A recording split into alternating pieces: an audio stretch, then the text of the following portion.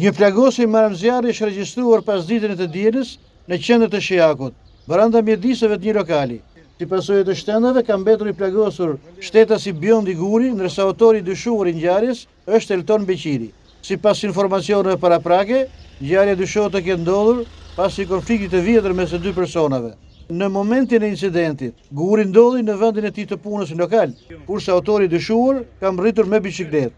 Mësohet se ai futur më një herë në lokal dhe pasi ka shkëmbyer fjalë me Gurin, ka nxjerrë armën dhe ka qelluar në drejtim të tij. Pas të shtënës, autori është larguar me shpejtësi nga vendngjarja, duke përdorur sërish biçikletën.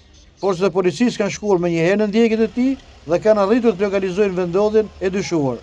Ndërsa po zhvillohet negociata për dorëzimin e tij, i plagosur është transportuar në spital, ku ka marrë ndihmën e nevojshme mjekësore. Burimet bëjnë me dije se ai ndodhet jashtë rrezikut për jetën.